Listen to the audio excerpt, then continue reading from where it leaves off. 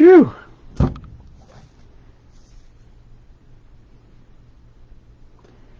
I'll tell you what, I'm probably risking my sanity by having this introductory card here, the one with my mailing address, Malcolm Tent, P.O. Box 3626, Newtown, Connecticut, 06470. Woo-hoo-wee. Considering exactly what kind of mayhem we've got going on here with the mail, and the fact that we're doing one entire episode of, you guessed it, Tent Talks Tunes, devoted to the mail. Yeah, what do you think about that, kids? Oh, my stars and garters. Let's take our first swig of Danbury Tap and dedicate it to the hard-working postal service people who do the job right and get the mail from you to me. Or as the Beatles would say, from me to you. And let's say we check the monitor here and make sure that I am indeed streaming live. Running a slight bit late today, gang. Didn't mean to be tardy.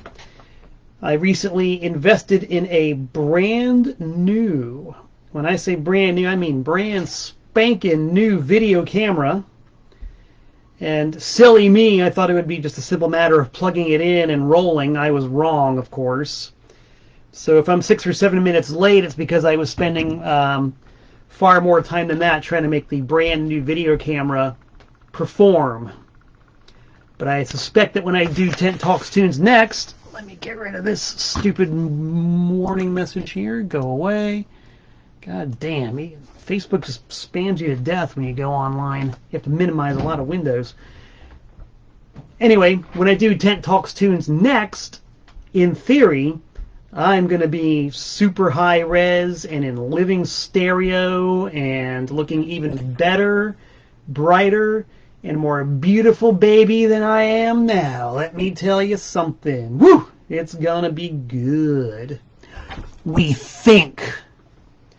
I want to thank everybody who tuned in last week for my special live performance of Unwanted Devo songs. That was a lot of fun, and it went over very well. I, of course, have to make my first plug of the day and say that the Unwanted Devo is available on a delightful, delicious, delectable, very consumable compact disc entitled, appropriately enough, Unwanted Devo. It's on cassette as well. Excuse me, folks. It's been burning up the charts, and if you want to help make recording history, contact me directly or go to my Discogs page under the name of TPOS and hook yourselves up with a copy of a CD or cassette of Unwanted Devo songs, Devo's least popular songs, the songs that nobody likes by Devo, performed by yours truly. Devo Incorporated themselves gave it a thumbs up. The lead singer of Devo himself, I can't remember his name right now, but he bum rushed the stage and told me how good it was when I played it live at the Devotional Fan Gathering 2.5 weeks ago in Cleveland, Ohio. That's satisfaction. Devo said, I can't get no satisfaction. I got me some satisfaction. Wahoo!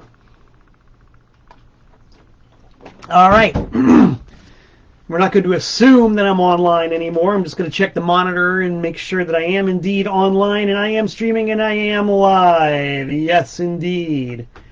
That's all the people need to know.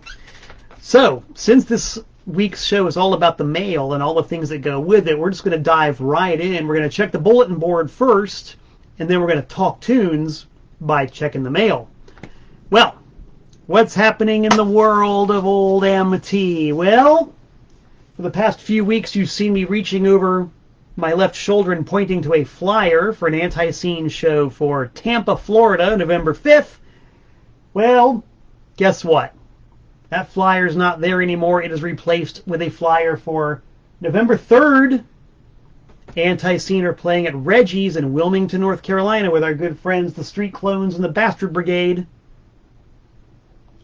The next night, Antiseen are playing Jacksonville, Florida at a place called Jack Rabbit's. Don't know who the undercard is, but as soon as I know, you'll know. The November 5th show in Tampa, to use the extremely popular modern parlance, has been canceled, not due to any actions on behalf of Antiseen or Antiseen Unincorporated, but due to a squabble between a couple of bands on the undercard, which led to the entire Verschlungener gig being pulled. If you want to hear all of the gory details, I suggest that you go to the Antiseen official YouTube channel and look up last week's episode of Break On Through, starring the unimpeachable president for life, Jeffrey K. Clayton. Jeff goes live every Tuesday at 5 p.m. on the Facebook page of Antiseen. Quite often it's lighthearted. Sometimes he has to lay down some heavy truths. The episode of Break On Through 2 weeks ago was an episode of heavy truths. So if you want to find out the exact, in my opinion, really stupid circumstances of why the Tampa show got pulled, go to the Antiseen official YouTube channel, look up Break On Through from 2 weeks ago. The title is What Antiseen Is and What Antiseen Isn't. Look for that heading, What Antiseen Is, and What Antiseen Isn't. And you'll get the whole lowdown, and I do mean lowdown, as to why we are not playing in Tampa on November 5th. And I, along with everybody else in Antiseen, extend our sincerest apologies for all you people out there who bought airline tickets or made travel plans or rearranged your schedules to come to the show in Tampa. We feel at least as bad about it as you do. At least. The only consolation prize that I can offer is that it wasn't us, man. It was not us.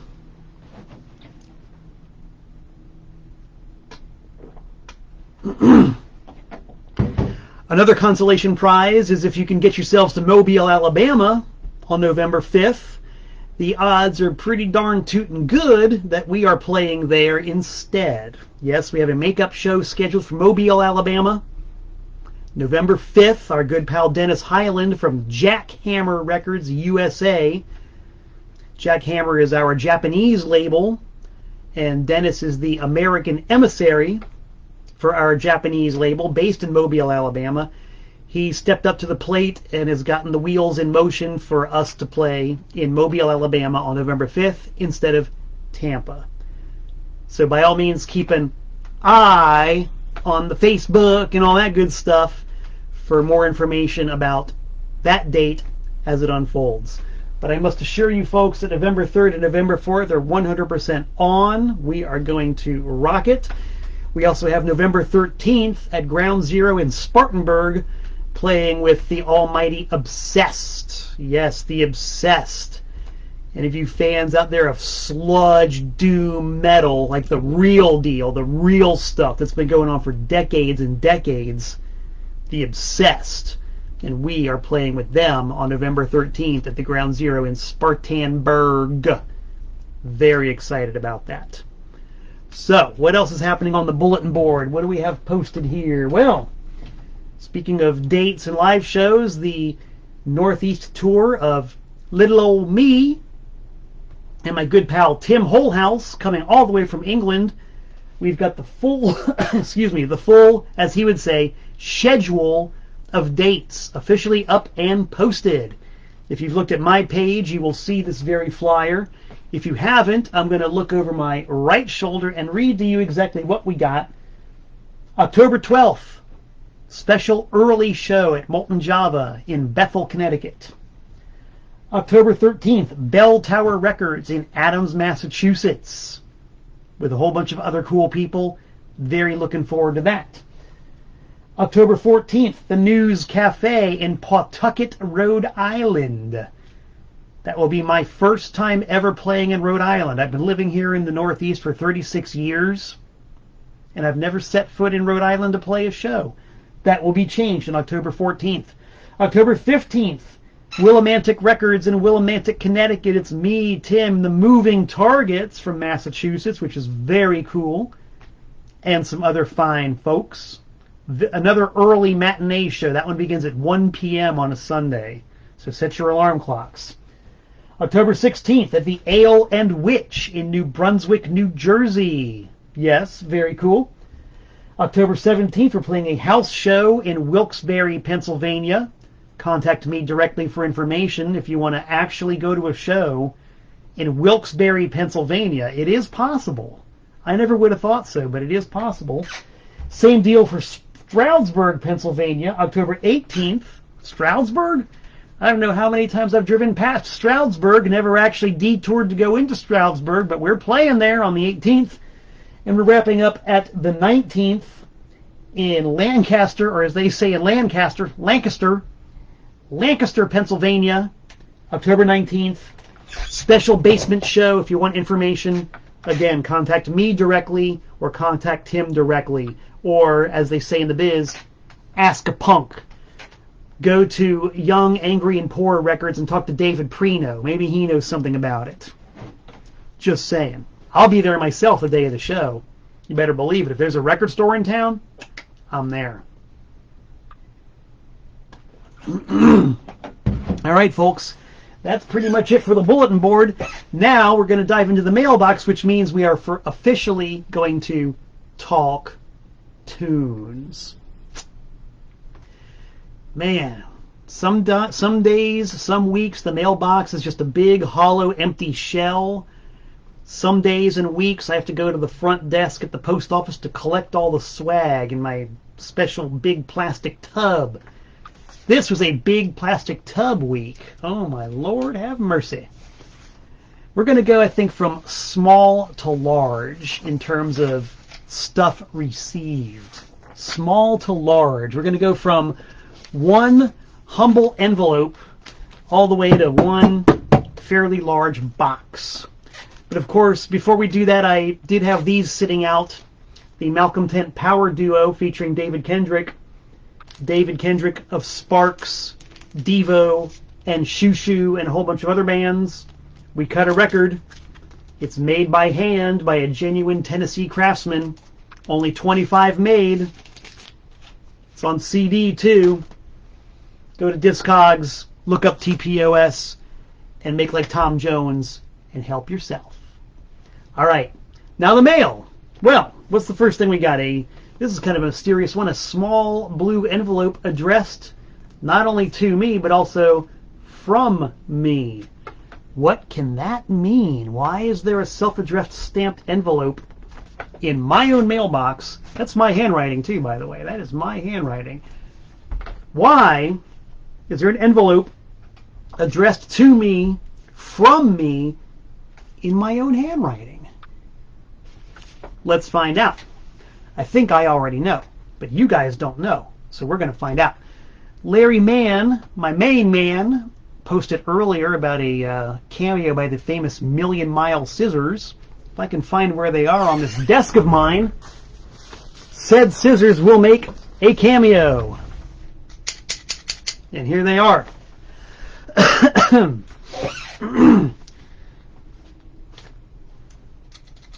Here we go. What is in this blue envelope? This is a cold opening.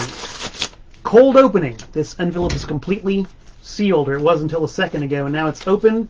And what is in here is, piece of paper, baby. One piece of paper. I'm going to put on my glasses, and look at that. This is exactly what I've been waiting for a very long time. A piece of paper from my good friend Tom, who is the manager of Blowfly and Blowfly Enterprises. Tom, a.k.a. Uncle Tom, drummer for Blowfly and minder of business from Blowfly, has sent me, in my own self-addressed stamped envelope, the grantor form that I need in order to send the songs for the long-awaited, long time coming, long hard road traveled, long time man getting the blues re-release. Finally, TPOS number 169, the Blowfly Antiseen split 7-inch. That thing has been out of print since the day of Adam and Eve, baby. It's going to be reissued on TPOS with, I believe, one bonus cut that was not on the original EP, and all new artwork. Brand new artwork, extra song, colored vinyl. Baby, we will rock you. So you saw it right here live on Tent Talks Tunes. The last bit of missing paperwork has been received. And that reissue is going to happen. So you better watch it, sucker. A toast of Danbury Tap to the Blowfly Antiseen split 7-inch. All right. Let's go to the second smallest package that was in my mailbox. This is from my good pal Artie Flores in San Antonio, Texas. As you can see, they tried to open it for me at the post office, but they kindly allowed me the opportunity to do it myself. So even though they thoughtfully provided this access hole, I'm going to use the Million Mile Scissors and see what Artie sent to me. Now, Artie, I've known Artie for a long time. He's a good fella.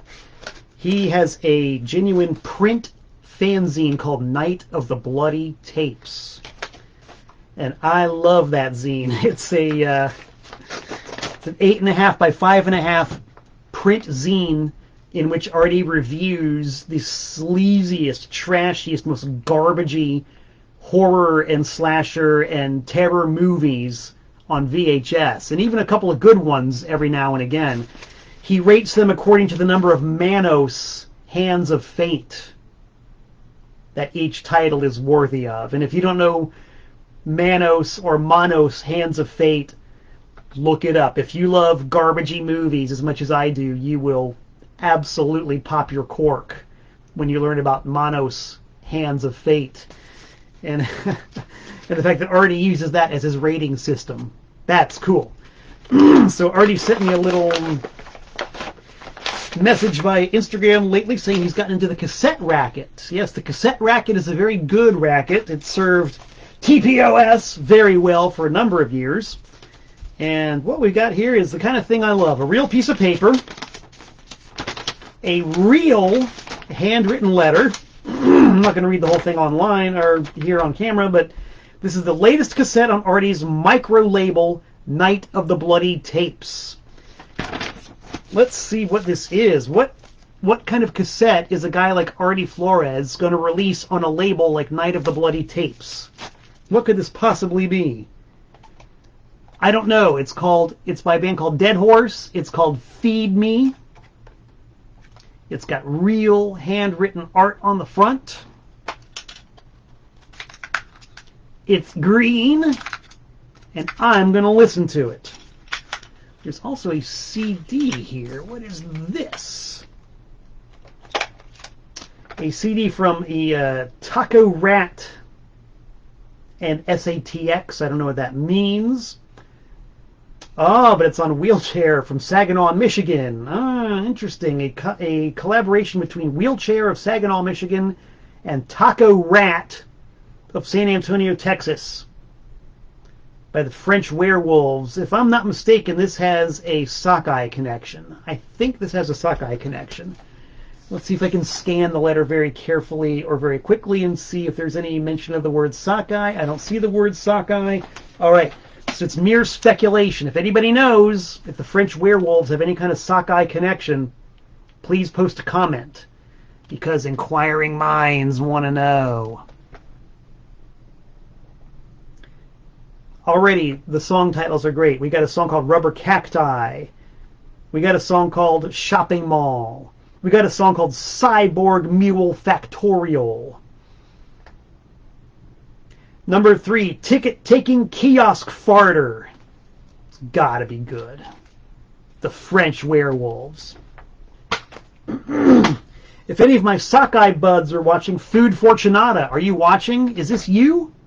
Poopy Necropond, are you watching? Is this you? What gives? What is this? WTF?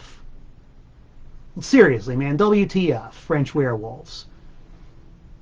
I really want to know. Guess I might have to listen to it and find out.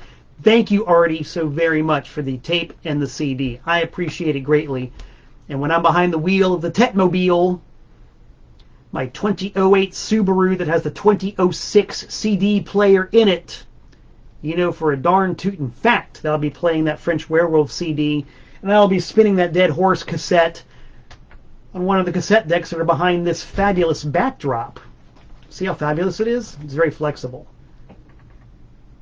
Let's see if I can make it fall on my head. Okay, let's not. I'll bet a bunch of you sickos out there are really rooting for this thing to fall on my head. I don't think so. Not tonight, anyway. Harumph.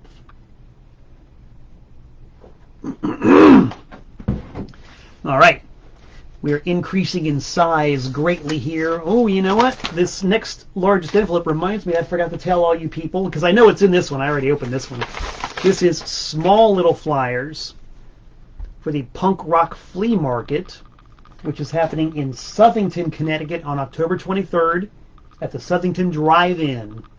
I will be there with a 10 by 10 tent sheltering Mr. Tent and 2 tables full of records, tapes, CDs, and maybe some other stuff. The last event was really good. It was a heck of a success, and I sold an awful lot of records to the extent that what I'm bringing with me on October 23rd, a full 50% of what you will be seeing on the table October 23rd is brand new to the buying public. As you all know, I've got a big old vault full of new and used vinyl that I dip into to sell. And I'm bringing a lot of stuff that hasn't been seen yet. October 23rd, Southington. And of course, how could I have forgotten the Danbury Record and CD Expo November 5th? In Danbury. Excuse me, I co-promote it. I will be in, I think, Mobile, Alabama that night, but the Danbury Record and CD Expo is 100% on. A room full of dealers, which means a room full of records and tapes and CDs, none of which I will be able to scap. So you get first crack at all the good stuff at the Danbury Record and CD Expo. All right.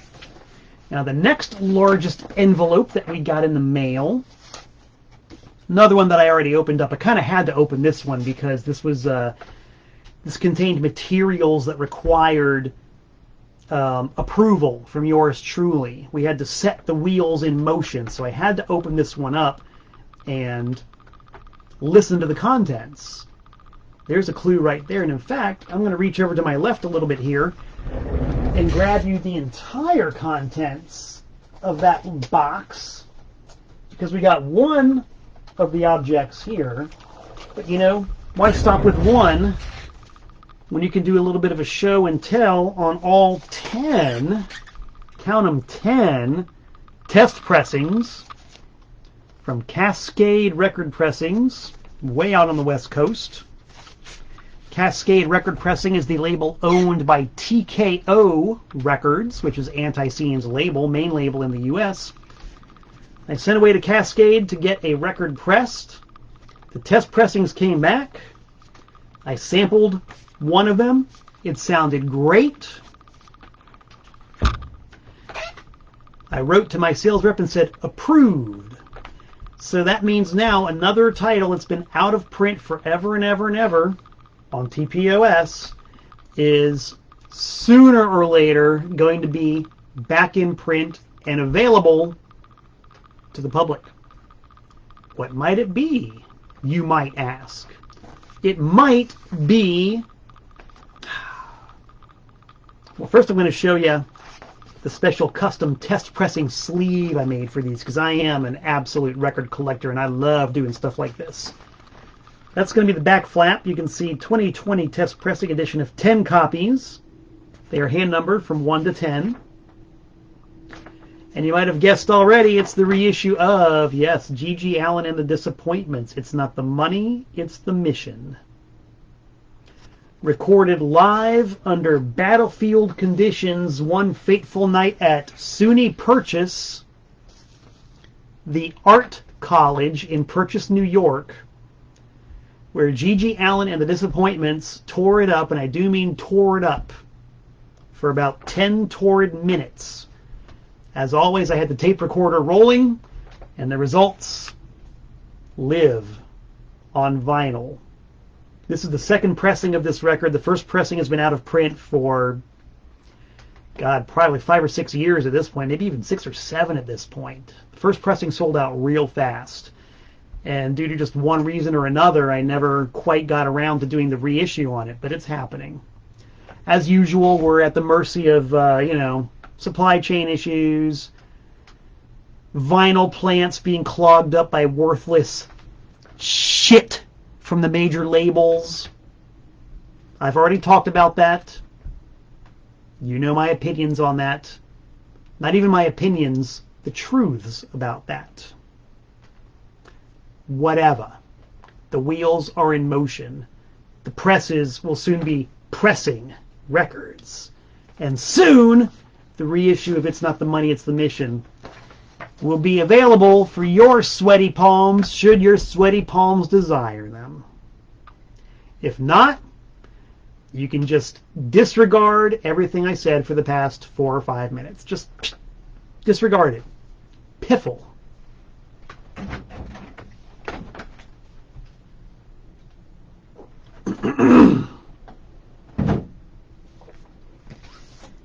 This was not in the mail pile. I don't know why, because I didn't get it in the mail, but I have had these for a short while. The Charles Manson Beach Boys split lathed record. I can show you one of those. I got one right here in this same old box. I don't know why that sleeve was there, but I guess it was just a sort of clue, a sort of divine prodding from above to get me to try to sell a few of these for Schlagner things. Beach Boys, Charles Manson, split single. Hand-lathed. I love those hand-lathed records. On completely transparent 7-inch plastic. It's monophonic. It's classified as lo-fi, but I think it sounds pretty dang good. And what you have on here is a Charles Manson composition on which he sings and plays guitar called Cease to Exist. And then you have the Beach Boys version of it called Never Learn Not to Love. Yes, the Beach Boys recorded a Charles Manson composition in 1969. That is a fact. So they're both on one record. If you want one, talk to me.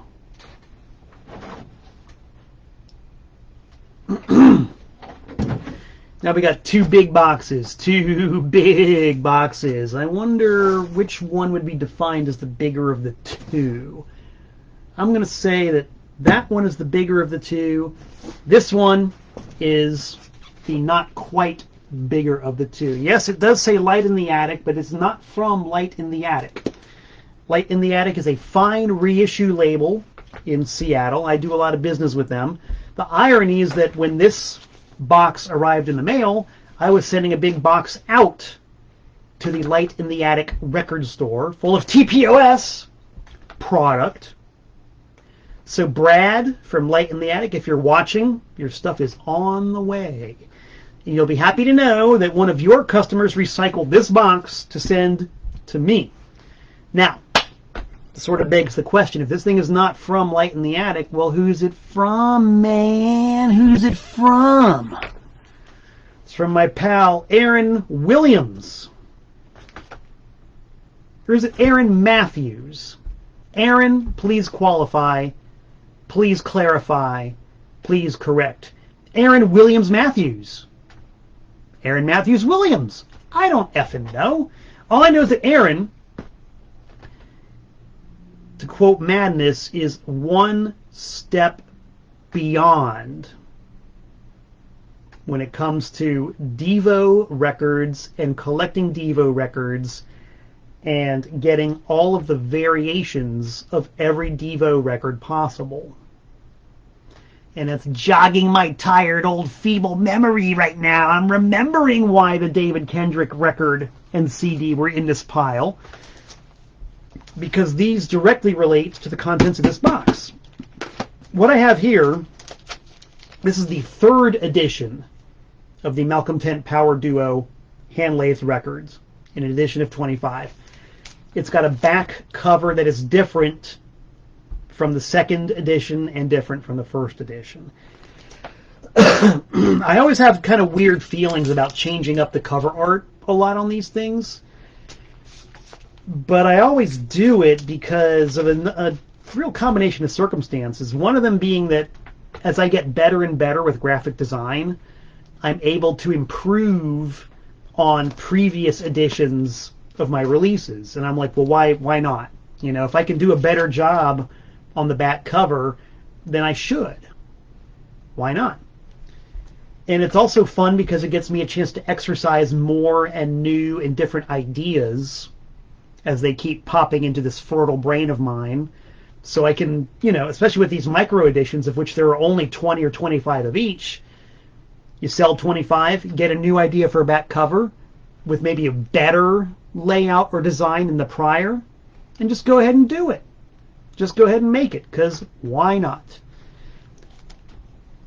It's fun, it's engaging, I have the ability to do it, and guys like Aaron, who need all the variants, now have more variants to need. It's perfect. In fact, if you go onto my Unwanted Devo CD, see how there's always a plug and how it all ties in? There's a song about that very topic called Fraulein. All about how we all need each other. Check it out, kids. Fraulein. So anyway, I sent Aaron a package with the 3 different versions of the Malcolm Tent Power Duo record that he was missing, including, I actually sent him one of only 2 archival copies. Because I got to keep on showing this to you. I keep putting it down because I think I'm done with it. The original first pressing was hand numbered 1 to 20. And then I had 2 extra copies with 2 extra unnumbered sleeves. And I made those the official TPOS archival copies. Since Aaron's got to have them all, I actually sent Aaron 1 of the 2 unnumbered TPOS archival copies, along with a 3rd pressing, which is this one, and the last numbered copy of the first pressing I had. I gave him number 20 out of 20, and I always save the first and last numbers for myself, but I gave him number 20 out of 20, one of the unnumbered archival copies, and a regulation 3rd printing. In return, he sent me a box of Devo records. And you can see this is a very well packaged, very well packed box. This thing is absolutely unopened. So, while I would normally get the Million Mile Scissors, this one's going to require the 10,000 Mile box cutter. The 10,000 Mile box cutter has seen a lot of service. Not as much as this Million Mile Scissors, but plenty. So once again, I'm going to reach over to stage left into one of my several desks filled with the implements of my trade, and I'm going to whip out the 10,000 Mile box cutter. And I'm going to very carefully open this box, because this is a beautiful, look how tight that is. Aaron, I salute you for a really super tight packing job. Open the sides. Notice the shallow length of the blade. We do not want to take any chances in damaging the contents. So very short little blade. A little goes a long way. That's part of the reason why it's only a 10,000 mile blade instead of a million mile blade.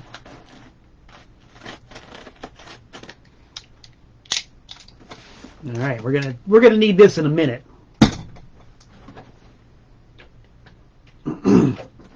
before I open this box of wax, let's just check the monitor again and make sure that I am still streaming. I'm old school, man. I so do not trust this technology. I really don't. But I'm glad to see that everybody is here, including some friends from Florida, Cindy, who luckily were able to weather the storm last week and get through it high and dry and in one piece. So, commendations, everybody. All right, here it is.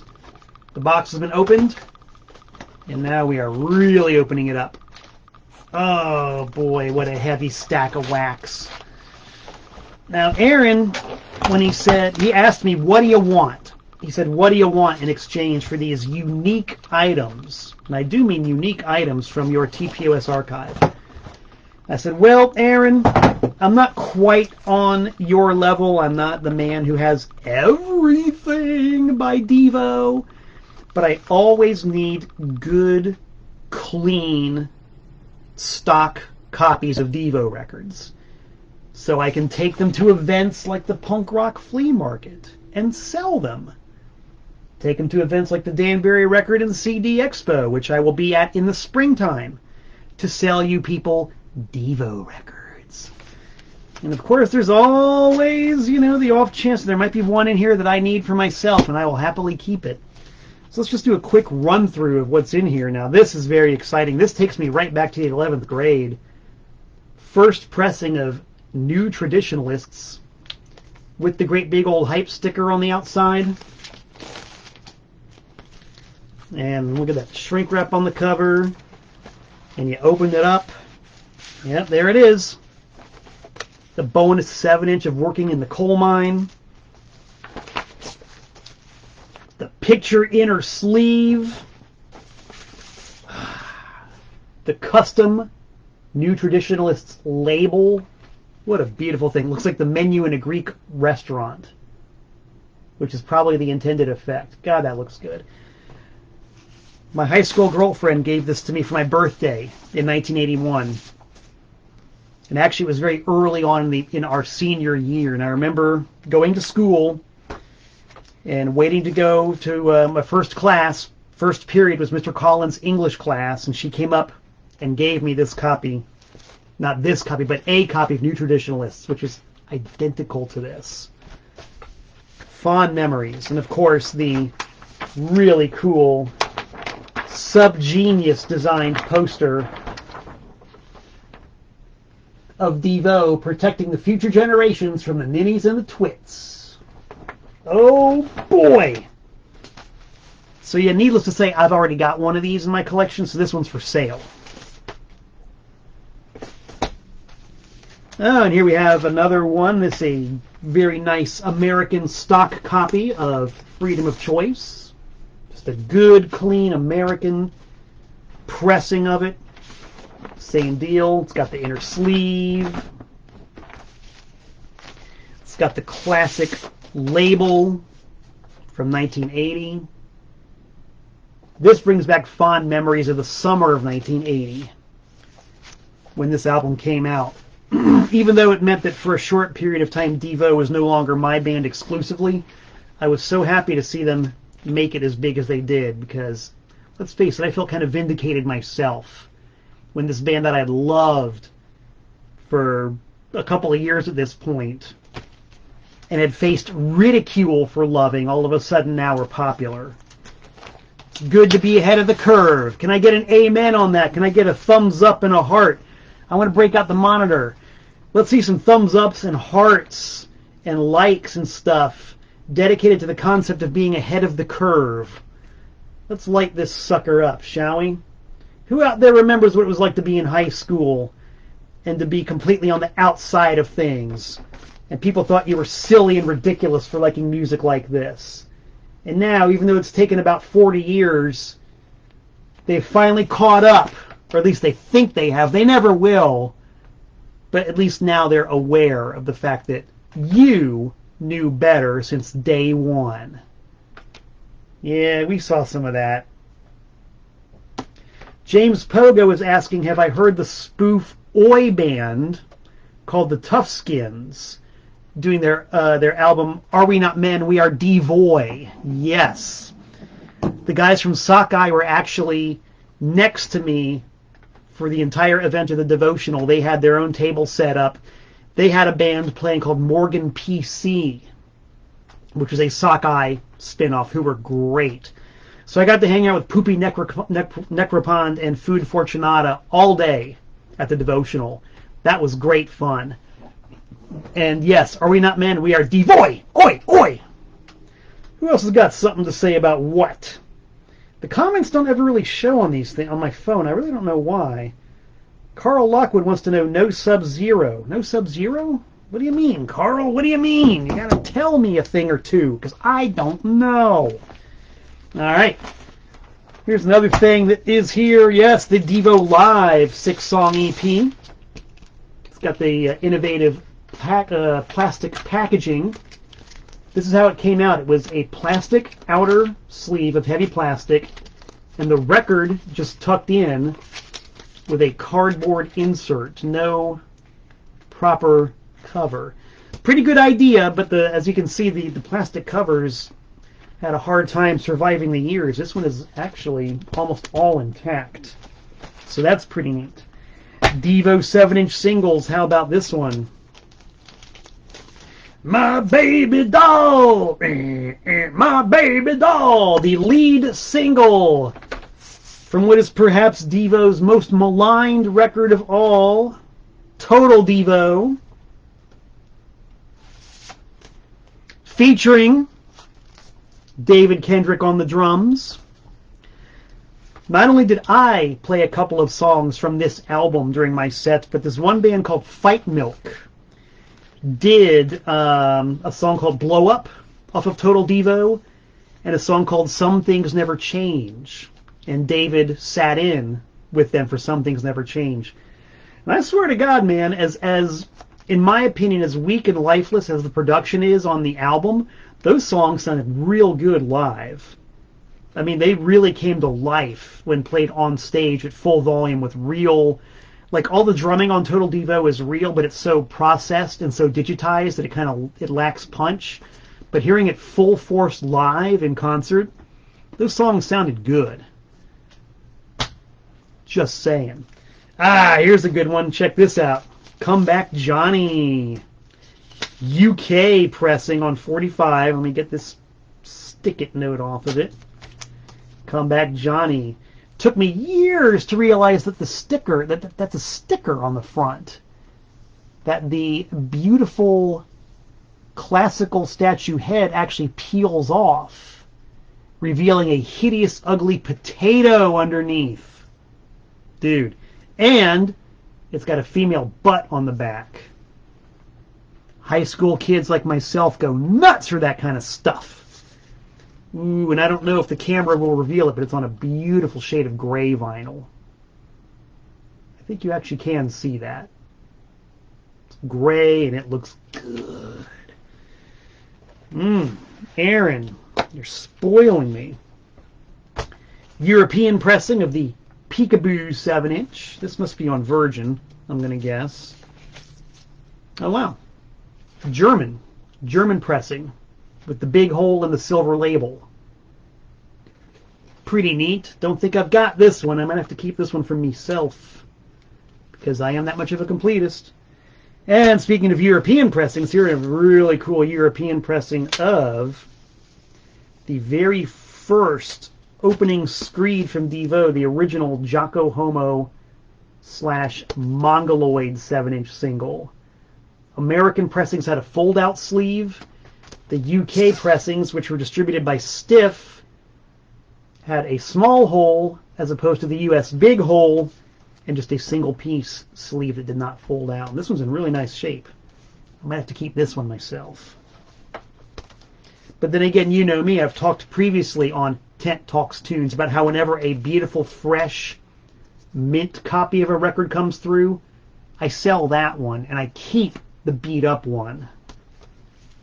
Because I love to serve my customers the best records possible. And I figure the beat-up one will suffice. If I really need a super-duper mint one, it'll come to me eventually. But if you want a super duper mint copy of the European Jaco Homo Mongoloid, talk to me. Message me. I'm easy to find. Let's see. Ooh, here's a pretty good one. Now this was always kind of mysterious to me. The Be Stiff. Be Stiff 12-inch EP, which features the first 3 Devo singles, the ones that they released on their own label, Boogie Boy Records. As mentioned before, they were released on Stiff in the UK and licensed to the various Stiff territories across the world, including Israel, South Africa, Mexico. I mean, Stiff really covered some very far-flung territories. This one is German. Interesting. UK pressings had a gray Stiff label. German's got a red Stiff label. And for some reason, oh wow, this is really, I've never noticed this before. This is a very interesting version. Why the hell would they do it like this? Okay. Sorry guys, this one's not for sale. I'm keeping this one because I don't have this version, and this version's totally weird. The regular UK version with the Stiff label that's gray has 3 songs on side A and 3 songs on side B. It's got all the A sides from the singles on one side and all the B sides from the singles on the other one.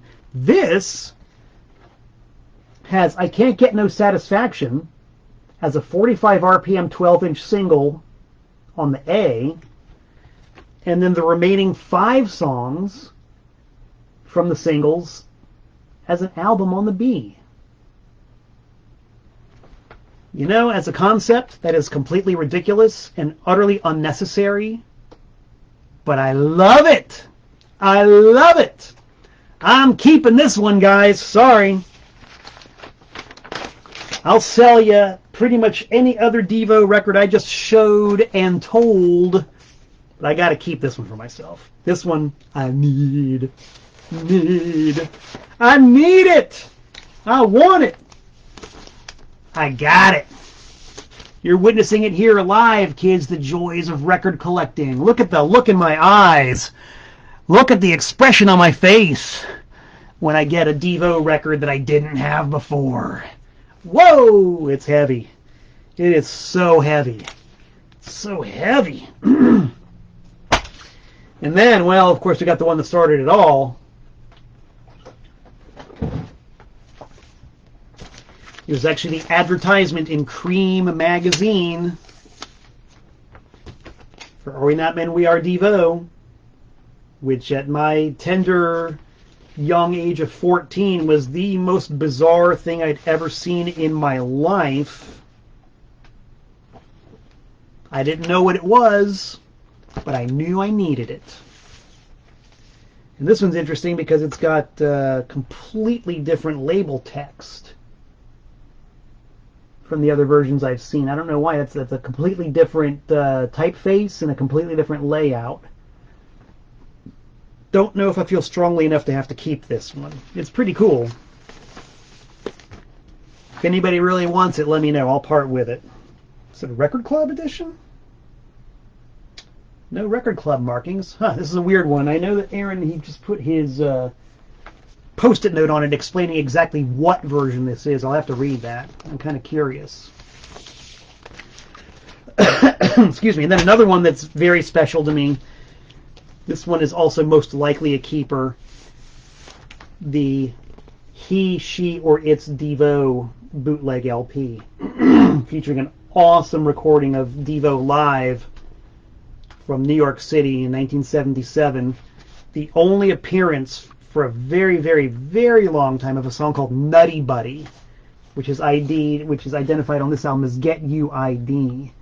And that was the beauty of bootleg LPs back in the day. They provided you with music and sounds and information that you just could not get anywhere else.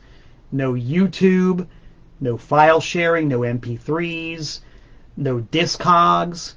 It's like if you even knew that such a thing existed, you had to work long and hard to track it down, which is what I spent a lot of my time in South Florida doing. Working long and hard to track these things down. Lots of mail ordering, lots of digging at the record shows, There was one record store. Look at that beautiful label. Man, that's fantastic. Total bootleg graphic aesthetics. I love this.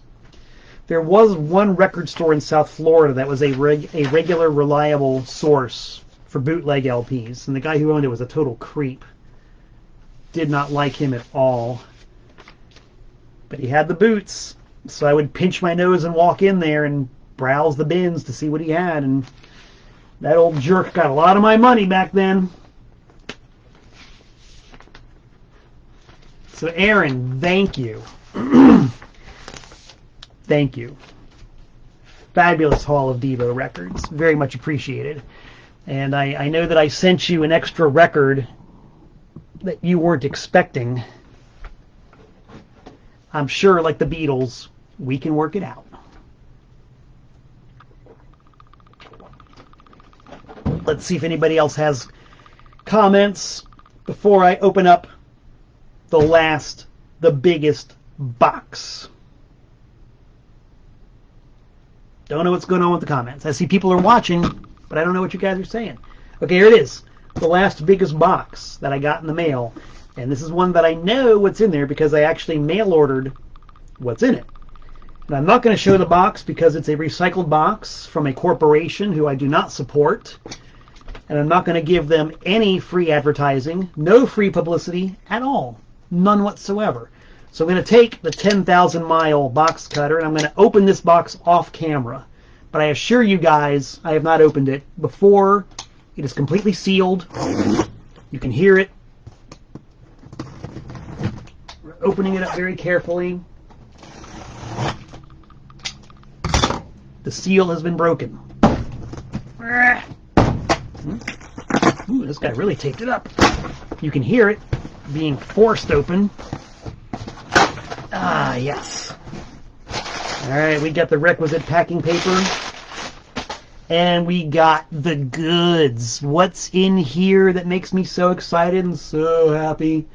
A totally random, completely unknown job lot of sealed 8-track tapes. Oh, yes. Oh, yes. Now, I've talked about 8-track tapes before on Tent Talks Tunes in an episode that is archived on my YouTube channel, which you really should go to and subscribe to. Long story short, I repurpose 8-track tapes to release on my label TPOS. Here, just a very quick show and tell. I got them right over here. I'm just going to grab a couple just to show you. By the way, I have started making custom TPOS outer sleeves for my 8-tracks. Don't know if the resolution is high enough, but it's just part of the job and the joy of releasing things. When you want the sound to follow you around, it's on TPOS. And this contains an 8-track by the Blue Green Gods from Raleigh, North Carolina. This one here is the Reverend Jim Jones and the People's Temple on 8-track. This is all stuff that I've released on my label. You know, you could have guessed it, G.G. Allen on 8-track. And the way I do it is I take these pretty much generic sealed 8-tracks and repurpose them. And so there are millions and millions and millions and millions and millions. I'm not exaggerating. Millions and millions and millions of these things out there. And thrift shops, record shows, flea markets, and eBay are great suppliers of these things. You can find them all over the place. Of course, on eBay, there's always some schmuck who thinks they're actually worth a lot of money. Trust me, an 8-track by America is not worth a lot of money. An 8-track by the Doobie Brothers is not worth a lot of money. Sealed or not, who cares? It's not worth a lot of damn money. Who is this? Pratt and McLean. Anybody remember Pratt and McLean? They did the Happy Days theme. I don't think Happy Days is even on this one. No Happy Days. Happy Days is not even on this one, unless I just can't read. It ain't worth nothing! So when I do see somebody who lists a big old job lot of sealed 8-tracks for the right price, I buy them all. I just get them in one great big lot. Oh, here's a funny one. The Bee Gees, Turn Around, Look at Me, released at the height of disco fever on the Pickwick label. This is their old Australian stuff. Sounds nothing at all like, I mean nothing like Saturday Night Fever. But it's got a picture of them from that era, and there's like 8 songs on it. I think the playing time on this is like 9 minutes. Oh, here's another great, awesome Pickwick cash-in. If anybody remembers the Sgt. Pepper's Lonely Hearts Club Band movie, well, here's their cheap knockoff version of that. This probably sold more than the original soundtrack album did. Might have to play this. Be sure it's pretty bad. Let's see, what other kind of great sealed 8-tracks do we have here? Oh, this is kind of cool. Nilsson. Harry Nilsson. That's the Way It Is. Very obscure album by Nilsson. I might have to keep that one. Jess Roden, the guy who almost sang for the Doors. Eric Carmen. Hate Eric Carmen. Oh, here's some more Pickwick. Discopedia, generic disco songs on Pickwick. Deodato. This album is a mainstay in dollar bins all over the place. Well, here's the 8-track of it. Boy, I'm just getting kind of overloaded here, aren't I? Oh, this is great, man. Faded Picture Blues by Paul Howard and Ralph Willis. I don't know if it's trucker music, but it's on the Starday King label, which means it's at least corny country western. Just tons of these things. Illusion, Joe Farrell, Jean-Luc Ponty. I don't know who these people are, man. I don't care. Steve Winwood. I think it's safe to say that almost every single one of these will soon be opened up, stripped of its label, given a new splice, degaussed, given new pads if necessary, and turned into something like this. I love 8-tracks. 8-tracks are so cool. I'll tell you what, though. I got a couple of minutes. I'll show you some cool 8-tracks. You want to see some cool 8-tracks? Let me go off to stage right for a second. I got some good ones. Hold on. Hold on, kids. Don't go away. Read the bulletin board while I'm gone. There's a lot of good information there. You need it. Now, I've done an episode of Tent Talks Tunes on my 8-tracks, but I don't think that I did any episodes of Tent Talks Tunes specifically devoted. Let's see if I can get them out of here. Specifically devoted to my punk rock and new wave 8-tracks. This is about half of them right here. These are part of the permanent collection. These ain't going nowhere except back on the shelf. How about Nico? Want to drive around in a van and go cruising for chicks? Put on some Nico. Oh boy, or maybe not. Original New York Dolls. Truck Stop Counterfeit New York Dolls. I can't imagine that there was enough demand for New York Dolls to sell at the truck stops, but apparently there was. Original Kraftwerk, Trans-Europe Express, with the European cover. Duran Duran. Blodny, in their album Parallel Lines. Yes, I know I said Blodny. I know I said that. That was an affect. Talking Heads. Here's one that never even got opened. Still sealed copy of Young, Loud, and Snotty by the Dead Boys.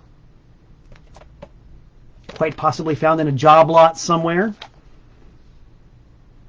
Check it out. This was marked down to $1.95 at one point. I think nowadays it's more like $195. Oh, here's another sealed. Elvis Costello, Get Happy. Metallic KO, Iggy and the Stooges. These are cool 8-tracks. This is no Eric Carmen bullshit. Sparks, Propaganda. Technically still sealed. It's kind of raggedy, but it is still sealed. Ramones. LP Uno. The Kaz. I don't even like the Kaz, but it's new wave. It's on 8 tracks, so I'm keeping it. What the fuck? Men at Work. Cargo. Yes, there are cool 8 tracks, my friends. There are definitely cool 8 tracks. They're not all cheesy cash-ins of the Sgt. Pepper soundtrack that nobody wanted in the first place. So that's about it, kids. That's what the mail has revealed to me this week, and I want to thank you guys for tuning in and hanging out with me while I open the mail in public for you. I hope it was entertaining. I was certainly entertained by it, and I'm going to be entertained for quite a while as I go through everything here in detail. I'm going to play that Devo album, and I'm going to read Artie's letter, and I'm going to just do all kinds of fun stuff with the mail contents. So, yay! Thank you very much. I'm going to say that it's pretty doubtful that I'm going to be doing Tent Talks Tunes next week. Because where am I going to be? I'm going to be on tour. I'm going to be in Pawtucket, Rhode Island, I believe, next week. Where am I going to be next week? Let's take a look. We can do this live, baby, because I have the ability to do so. Well, let's see. Next week we're going to be in Bethel. Actually, Bethel is next week's show with Tim. Maybe I'll try to set up a live stream of that. If I can get the technology to work, Tent Talks Tunes might be coming at you live from Molten Java in Bethel. And maybe, if I can get it to work, it'll come at you live from a basement in Lancaster, Pennsylvania. What do you think of that? So you might get 2 live concert Tent Talks Tunes in a row. Maybe, maybe not. I don't know. We'll see. We'll keep you posted. Thank you as always for tuning in. Hope it was fun for you. It was definitely fun for me. Don't forget, Antiseen Official YouTube. Check it out. Like it. Subscribe it. My YouTube. Subscribe to it. Like it. Check it out. I hope to see you guys at some shows coming up. And if not in person, then right here on the internets. So until we meet again, this is Malcolm Tent saying so long from the Nutmeg State.